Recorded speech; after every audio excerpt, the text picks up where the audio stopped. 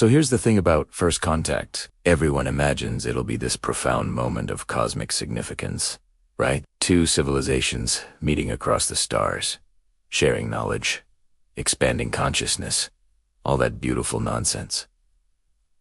Yeah, no. When the Galactic Council found Earth, their reaction was basically the interstellar equivalent of finding gum on your shoe. Disappointed, mildly disgusted, and wondering how to scrape us off without getting too involved. The Council was this massive bureaucratic nightmare spanning 47 species, each more full of themselves than the last. They'd have been running the galaxy for 3,000 years, with all the efficiency of a DMV staffed entirely by philosophy majors. And they had rules. Oh boy, did they have rules. Rule number 1, advanced species protect primitive species. We're talking nature documentary logic here. Don't feed the animals. Don't give them technology they can't handle. And definitely don't let them have weapons. Guess which category humanity fell into? Ambassador Threll arrived on Earth with all the enthusiasm of someone cleaning a public restroom. He was a Vordanian, which meant 6 arms, crystalline skin that changed colors with his mood, and a personality that could bore a statue to death. He loved paperwork. He loved regulations. He loved the sound of his own voice explaining regulations about paperwork. Humans, he announced during the first contact broadcast, his voice dripping with condescension. The Galactic Council welcomes you to the cosmic community as a protected species. For your own safety, we will be confiscating all weapons of mass destruction, nuclear materials, and ballistic weaponry. You will be assigned supervisors to guide your cultural development toward proper civilization. The entire planet basically responded with a collective "excuse me, what now?" That's where I came in. Captain Jack Morrison, United States Air Force, age 47, 2 ex-wives, 1 loyal dog, and exactly 0 patience for alien bureaucrats. The government decided I was diplomatic enough to be Earth's military liaison to our new overlords. Their first mistake. I met Threll in what used to be the UN building. He'd redecorated. Everything was now this sterile white and chrome nightmare that looked like an Apple store designed by someone who never experienced joy. "Captain Morrison," Threll said, his skin shifting to a patronizing shade of purple. "We appreciate your cooperation during this transition period. I'm certain once your species adjusts to Council oversight, you'll see this is for your own benefit." "Right," I said, leaning back in my chair. "Quick question. When you say confiscating all our weapons, you mean like all of them? Because that seems a bit extreme for a species that just invented warp drive last Tuesday." "You haven't invented warp drive?" "Exactly my point." Threll's skin flickered orange, which I'd learned meant annoyed. "Captain, your species still uses chemical propulsion and kinetic weapons. You shoot metal at each other with explosions. It's positively medieval. It works. It's primitive. Council species use plasma weapons, disruptor fields, and quantum We've evolved beyond hurling matter our problems." I smiled. "And yet here you are, hurling yourselves at our problem." His skin went full crimson. "Meeting over." Within a month, every weapon more dangerous than a kitchen knife was confiscated by Council peacekeepers. They showed up with cargo ships the size of cities and just vacuumed up our entire military arsenal. Guns, missiles, nukes, the works. They even took my service pistol, which honestly hurt more than I wanted to admit. The peacekeepers were led by Commander a Crithian with 4 eyes, arranged in a square pattern on his face, and an ego the size of Jupiter. He'd graduated top of his class from some fancy military academy, and never actually seen combat. Perfect credentials for occupying a planet. "Humans are remarkably compliant once properly supervised," he reported back to the Council. "I anticipate no significant resistance." Famous last words. Buddy. Famous last words. Turned out the Council's idea of protection looked a lot like occupation with better PR. The peacekeepers set up checkpoints in every major city. Humans needed permits to travel between countries. We had curfews. We had mandatory seminars on galactic citizenship, and you, that made corporate team-building exercises look fun, and we had to attend cultural sensitivity training that taught us the proper way to address each of the 47 counseled species without causing offense. I sat through 6 hours of learning that the Centauri consider eye contact aggressive, the Morphids consider breathing too loudly insulting, and the Quelix have 17 different words for hello, depending on the time of day, your relative social status, and the current position of their home planet's moons. This is my personal hell, I muttered to myself. During hour 4, the human next to me, a young woman with purple-streaked hair and a collate hoodie, snorted. At least, they're not making us do trust falls. Day's not over yet. Her name was Riley Chun, physics. PhD candidate who'd been 3 months from defending her dissertation when the aliens showed up and decided human science was adorable but unnecessary. She had that special combination of brilliant and annoyed that I recognized immediately. Troublemaker. Good. After the seminar, I pulled her aside. You seem like someone who's not loving our new galactic neighbors. They called Einstein's work a charming attempt at understanding reality, Riley said flatly. Then they patted me on the head. Literally. I'm 26 years old and a six-armed space bureaucrat patted me on the head. How'd you respond? Kicked him in the shin. All 6 of them. I liked her immediately. The Peacekeepers were everywhere, and they were terrible at their jobs. These were soldiers who'd never fought an actual war. The Council hadn't had a real conflict in 800 years. Why would they? Everyone who joined agreed to their rules, disarmed themselves, and accepted Council oversight. They'd forgotten what actual resistance looked like. Vexel strutted around Earth like he owned the place, giving interviews to human media about how we should be grateful for Council protection. Without us, you'd have destroyed yourselves within a century, he announced on every channel simultaneously. We've saved you from extinction. That went over about as well as you'd expect. Humans started with small acts of defiance. Graffiti appeared overnight on Peacekeeper checkpoints. Protected species, my ass became a best-selling t-shirt. Someone hacked the mandatory seminar systems to play Never Gonna Give You Up on loop. Rickrolling aliens. We'd reached peak humanity, but then things got creative. Peacekeepers started having accidents, equipment malfunctions, their fancy hover vehicles mysteriously tipping over, patrol routes suddenly filled with obstacles, shields failing at inconvenient moments. Vexel reviewed the incident reports with increasing frustration. How did a Peacekeeper unit get trapped in a primitive snare trap? They say it was hidden under leaves, Commander, his aide explained nervously. Leaves.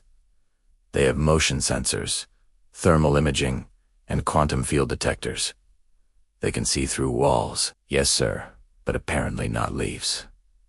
The truth was simpler. Humans had figured out the Alia tech's weakness. All their sensors were designed to detect advanced threats. Energy weapons, explosives, electronic devices. Their AI targeting systems filtered out anything below a certain technological threshold as environmental noise. Rocks, for instance. Sticks. Ropes. Good old-fashioned primitive technology that predated civilization. The aliens had evolved past recognizing the danger of a well-aimed rock. Humanity hadn't. Underground resistance cells formed in every major city, not with guns or bombs. Those were gone, but with hardware stores, chemistry labs, and a whole lot of spite. Medieval siege weapons started appearing in garages. Crossbows. Slingshots. One group in Texas built a working trebuchet just to see if they could. It launched a watermelon 300 yards directly into a Peacekeeper surveillance drone. Riley became something of a folk hero after she calculated the exact trajectory needed to take out a patrol drone with a rock thrown from a highway overpass. The video went viral. Billions of views. Humans everywhere suddenly remembered that we'd conquered this entire planet before we invented the wheel. We'd done it with rocks and sticks and an unreasonable refusal to give up. I watched from my office as Peacekeeper incident reports multiplied. Officially, I condemned all violence and urged cooperation. Unofficially, I made sure Riley and her friends had access to council patrol schedules and surveillance blind spots. Threll called me in for another meeting, his skin cycling through confused shades of green and yellow. "Captain Morrison, we've noticed an increase in human aggression despite our protective measures. Can you explain this?" I shrugged. "You took away our weapons. We feel vulnerable. People get nervous. But these attacks use primitive implements. Stones, wooden projectiles. One report mentions boiling oil. Yeah, that was probably the medieval history enthusiasts. They get carried away. This is unacceptable. Then maybe you should reconsider the whole occupation thing." His skin went purple. "This is protection, not occupation. Buddy, when you take away someone's weapons, install checkpoints, and make them sit through PowerPoint presentations about your feelings, that's occupation." The meeting ended poorly. Things were about to get worse. For them. The council held an emergency session to discuss the Earth problem. I wasn't invited, but Riley had already hacked their communication systems. So we watched the whole thing from a coffee shop in Brooklyn. 47 species arguing simultaneously looked exactly like you'd imagine. Chaos, with subtitles. Threll was on the defensive. The situation is under control. Humans are simply adjusting to civilized norms. They attacked a supply convoy with flaming arrows. Someone pointed out. Arrows. Projectiles. Wood and feathers, ignited with primitive combustion technology. Another council member chimed in. "My peacekeepers report humans are digging holes in the ground and covering them with vegetation. Pit traps. They're using pit traps. Perhaps we underestimated their resourcefulness."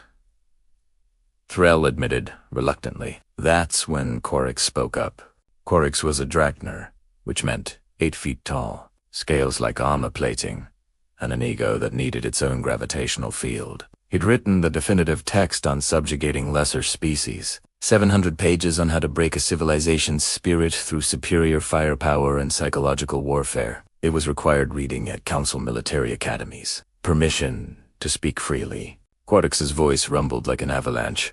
"Granted," the council speaker said wearily. "You're all cowards. These humans are primitives throwing rocks, and you're treating them like a legitimate threat. Give me one battle fleet in 2 weeks. I'll have them begging for our protection." Half the council erupted in protest. The other half looked thoughtful. "That's never a good sign. We don't want to traumatize them," Threll argued. "They're already traumatized. Look at their history. They traumatize each other for entertainment. What we need is a demonstration of overwhelming force. Non-lethal, of course, just enough to break their resistance." The council debated for 3 hours before finally approving Quorix's request. 1 battle fleet, 1 demonstrational force in a major population center. Minimal casualties, maximum psychological impact. They chose New York City. Of course, they did. Riley and I watched as Quorix's fleet approached Earth. 50 ships, each one bristling with enough firepower to level a continent. This wasn't protection. This was a show of dominance. "We need to evacuate the city," Riley said. "They'll notice," I pointed out. "Not if we make it look like we're still there." She had a plan. It was insane. It was also our only option. We had 72 hours. The resistance network activated. Every cell, every group, every angry human who'd spent the last 6 months being treated like a child by space bureaucrats. We mobilized thousands. Underground tunnels that had been dug during the Cold War suddenly became evacuation routes. Subway systems became highways out of the city. Meanwhile, we set up decoys. Lights on timers, traffic patterns programmed into autonomous vehicles that drove empty loops through streets, heat signatures generated by industrial equipment, radio chatter that made it sound like business as usual. And then we prepared the surprise. Hardware stores across the tri-state area were emptied. Construction sites donated equipment. Museums quietly loaned us historical artifacts. Medieval reenactment groups arrived with enthusiasm that bordered on terrifying. Chemistry departments from every university contributed their expertise. We were going to teach the galaxy's premier subjugation expert a lesson in human warfare. Pre-technological human warfare. Riley coordinated from a command center in an abandoned subway station, surrounded by whiteboards covered in physics equations and tactical diagrams. Their shields are calibrated for energy weapons above 0.5 megajoules. Their sensors filter out kinetic threats below 50 kilometers per hour. Their AI considers anything pre-industrial as environmental clutter. In English, someone asked, "They can't see rocks coming. That seems like a design flaw." "That's because nobody in their right mind still uses rocks as weapons," Riley explained. "Except us. Right now, starting tomorrow." I addressed the assembled resistance fighters, about 200 people crammed into that subway station. Teachers, students, construction workers, engineers. One guy who owned a sporting goods store and brought literally everything he had in stock. "Listen up," I said. "Tomorrow Quarix is going to land in Manhattan, expecting to scare us into submission. Instead, he's going to learn why humans stopped using rocks, not because they don't work, because we invented better things to throw." Someone raised their hand. "Are we really going to fight a space fleet with medieval weapons?" "Yes. That's insane." "Yep. I'm in." Everyone was in. We spent the night setting up. Catapults on rooftops, crossbow nests in office buildings, pit traps covered with breakaway panels on every major street, Greek fire in water balloons, because someone had a chemistry degree and a grudge.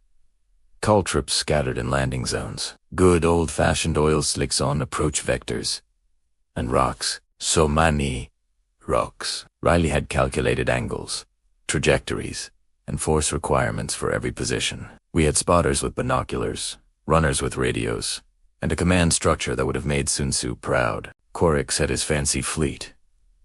We had rocks and spite. I liked our odds. Quarix's fleet descended on New York at dawn like some kind of science fiction fever dream. 50 ships arranged in perfect formation, their hulls gleaming in the early morning light, engines humming with power that could glass a continent. Inside his flagship, Quarix reviewed the battle plan with the confidence of someone who'd never actually lost a fight. Standard intimidation protocol. Low-altitude passes over population centers. Sonic disruption to break their sleep patterns. Tractor beam demonstrations to disable their infrastructure. And if they still resist, selective building demolition. Non-lethal, maximum psychological impact. His tactical officer nodded. Sensors show normal population density. 8 million humans in the target zone. No energy weapon signatures. No military response detected. Because they have no military, Quarix said, his scales rippling with satisfaction. They're primitives, playing with sticks. This will be over by lunch. The fleet descended to 200 feet above street level, low enough to terrify, high enough to avoid anything humans might throw.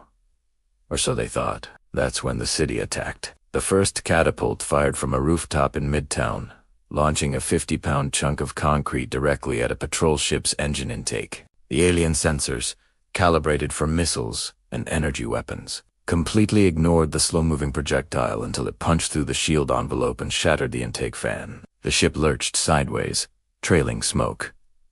"What was that?" Quarix demanded. "Unknown projectile, sir. Non-metallic, low velocity, no energy signature." "Then why did it hit us?" "Our shields didn't register it as a threat." Before Tactical could respond, 17 more catapults fired simultaneously. Rocks, concrete chunks, old car parts, and one particularly vindictive load of frozen turkeys. All of it too primitive for alien targeting systems to recognize as dangerous. All of it absolutely devastating when it hit. Ships scattered, breaking formation. That's when the crossbow teams opened fire from office windows. Bolts tipped with thermite, white phosphorus, and good old-fashioned pointy metal. They punched through shield envelopes that weren't designed to stop physical projectiles traveling below supersonic speeds. They're shooting arrows at us. Someone screamed over the cum. Arrows. Quarix couldn't believe what he was hearing. Wooden shafts with metal tips. Hundreds of them. A landing party dropped into Times Square, expecting to establish a forward position. Instead, they found pit traps. Peacekeepers in full armor plunged 15 feet into holes lined with pungy stakes, their shields useless against gravity and sharpened sticks. Another unit tried to advance up Broadway and hit an oil slick that had been lit on fire. Greek fire, actually, the kind that burns on water, sticks to armor, and can't be put out with normal extinguishers. Medieval chemical warfare at its finest. Quarix's carefully planned demonstration was turning into a rout. "Deploy the ground troops," he ordered. "Establish perimeter control. Show them what real warfare looks like." 3,000 peacekeepers deployed across Manhattan. They had plasma rifles, powered armor, energy shields, and 800 years of tactical doctrine. They did not have any experience with humans who de-watched every guerrilla warfare documentary ever made, and had axes to grind. And actual axes. The resistance hit them from everywhere. Slingshots from subway grates. Spears from fire escapes. A particularly inspired group in Chinatown used a medieval Chinese fire lance, basically a flamethrower built from bamboo and black powder. The Peacekeepers' AI targeting systems were having complete breakdowns. Threats appeared as environmental anomalies. A rock traveling at 30 miles per hour didn't register as a weapon. It registered as a bird, a large, surprisingly dense bird, moving with unusual purpose. One Peacekeeper unit called in air support after getting pinned down by what they described as kinetic assault from elevated positions. They were being pelted with rocks from guys on rooftops. Riley coordinated the chaos from her command center, watching drone feeds and tracking enemy positions. Team 7. Enemy squad moving toward your position. Recommend catapult strike. Fire for effect. Copied that. Catapult. Hot. Firing. ... Direct.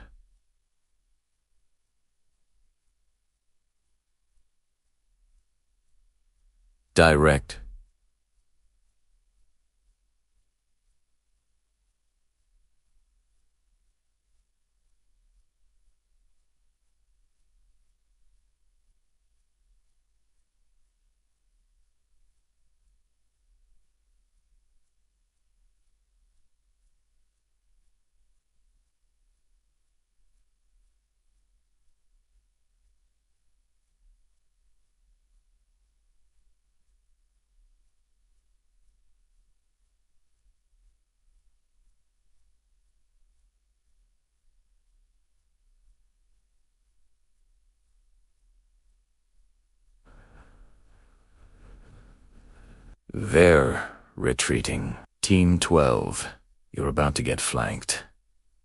Spring the pit trap. Roger. Pit trap activated. Oh, that's beautiful. 3 in the hole. I listened to the cum chatter and had to smile. Somewhere Clausewitz was laughing his ass off. Quarix finally lost his patience and decided to handle things personally. He landed in Central Park with his personal guard. 50 elite warriors in the best armor council technology could provide. I was waiting for him with about 100 resistance fighters, armed with whatever weed he found in the sporting goods store: baseball bats, hockey sticks, golf clubs, cricket bats, lacrosse sticks, and one fire axe that I was particularly fond of. Is this supposed to intimidate me? Quarix laughed, his voice amplified by his armor's speakers. Primitives with sports equipment. It's supposed to give you one chance to leave, I said. But honestly, I'm hoping you don't take it. He didn't. Quarix charged, his powered armor accelerating him to speeds that should have been impossible. His energy blade carved through the air where my head had been a second earlier. I hit him with the fire axe. His shields didn't activate. They were still calibrated for energy weapons. The axe, a chunk of sharpened steel on a wooden handle, passed right through and left a dent in his armor plating. Quarix staggered back, confused. "Ho! Technology's great," I said, swinging again, "but physics still works." His elite guards rushed forward. They met a wall of humans with blunt objects and bad attitudes. Plasma rifles are terrifying until someone breaks your kneecap with a baseball bat. Energy shields are impressive until someone hits you with a hockey stick, hard enough to rattle your teeth. The fight was short, brutal, and completely embarrassing for the galaxy's premier subjugation expert. Quorix ended up on his back, my boot on his chest, my fire axe resting against his neck. "You want to know the difference between you and us?" I asked. "You evolved past violence. We just got better at it." His fleet retreated 30 minutes later, leaving behind equipment, wounded pride, and a very different assessment of humanity's threat level. The video went viral, not just on Earth. Everywhere. Someone had recorded the entire Battle of New York and uploaded it to the Galactic Communication Network before the Council could suppress it. Waiting wars. Every species in Council space was watching humans beat a modern military force using weapons that belonged to museums. The Council convened another emergency session. This time it was less organized debate and more screeing panic. "They defeated Quorix with sticks," someone shouted. "Wooden implements and mineral projectiles. How is that possible? We have technology." Apparently, technology doesn't matter if your shields think a rock is a bird. Threll looked like he'd aged a century. His crystalline skin had settled into a defeated gray color that matched his mood. Perhaps we miscalculated the human threat assessment. Miscalculated. Quorix limped into the chamber, his armor still dented from our encounter. They hunted us through their own territory using tactics that predate spaceflight. They prepared the battlefield, used the environment as a weapon, and exploited every weakness in our systems. These aren't primitives. They're apex predators who temporarily misplaced their teeth. That got everyone's attention. A counselor from a species I didn't recognize spoke up. "What do you recommend?" "Full withdrawal," Quorix said flatly. "Immediately. And we never, ever try to subjugate them again." "But they're a protected species. They don't need protection. They need to be left alone before they figure out how to weaponize their entire planet." The debate raged 4 hours. Some wanted to double down, bring more forces, show humanity what real council power looked like. Others pointed out that we'd already demonstrated a concerning ability to turn literally anything into a weapon. That's when I made my entrance. The council had been broadcasting their entire session, so I knew exactly when to interrupt. I hijacked their communication system, another gift from Riley's hacking skills, and appeared on every screen in the chamber. "Afternoon, gentlemen and beings of various genders," I said, holding up a rock I'd picked up from Central Park. "Captain Jack Morrison, representing Earth. We need to talk." Threll's skin flashed through about 6 colors at once. "This is a closed council session." "Not anymore. Here's how this is going to work. You're going to leave Earth. All of you. Take your peacekeepers, your supervisors, your cultural sensitivity training, and your condescending attitudes. Get out. The council doesn't negotiate with. I'm not negotiating. I'm explaining reality. See this." I held up the rock again. "This is a weapon. You know how I know, because everything is a weapon in human hands. That's what you miscalculated. You thought we were dangerous because we had guns and nukes. Wrong. We were dangerous because we turned rocks into tools and tools into weapons, and we conquered an entire planet before we invented metallurgy. I tossed the rock from hand to hand. You want to know why humans are successful? Persistence. We don't quit. We don't stop. You take away our advanced weapons. Fine. We'll use primitive weapons. Take away those. We'll use sticks. Take away sticks. We'll use rocks. Take away rocks. We'll use our hands. Cut off our hands. We'll bite you. This is absurd, someone protested. Is it? Check your history banks. Look up how humans hunted mammoths. Giant, woolly elephants with tusks that could gore a man. We killed them with sharpened sticks and patience. We chased them until they collapsed from exhaustion. That's what we do. We're not the biggest or fastest or strongest. We're the ones who don't know when to quit. I leaned closer to the camera. Now, you've got 2 options. Option 1. Leave Earth alone and we'll pretend this whole occupation thing was a cultural misunderstanding. We'll join your council, follow reasonable rules, and maybe even share some of our weapon designs. Because let's be honest, your defensive systems suck. And option 2, Querix asked. We take this rock, this simple, primitive rock, and we show the entire galaxy what humans can do with it. When we're properly motivated. You think the Battle of New York was bad? That was us being polite. The silence stretched for a solid minute. Finally, the council speaker, a being that looked like a floating jellyfish made of light, spoke in a voice like wind chimes. The council will take your proposal under advisement. You've got 24 hours, I said. Then we start getting creative. I cut the transmission. Riley high-fived me from across the command center. That was the most terrifying diplomatic speech I've ever heard. Thanks. I practiced. The council voted 18 hours later. Full withdrawal from Earth. Reclassification from protected primitive species to dangerous creative combatants. Avoid provocation. Threll was reassigned to a filing position on some backwater mining station. Vexel retired to write his memoirs, which nobody read. Querix updated his book on subjugation to include an entire chapter titled, Why You Should Never Invade Earth, and humanity got a seat at the council table. Not as wards, as equals. Sort of. Mostly, people were just scared of us. My first official council session as Earth's representative was everything I'd hoped for and more, which is to say, it was a bureaucratic nightmare with better special effects. The council chamber was impressive.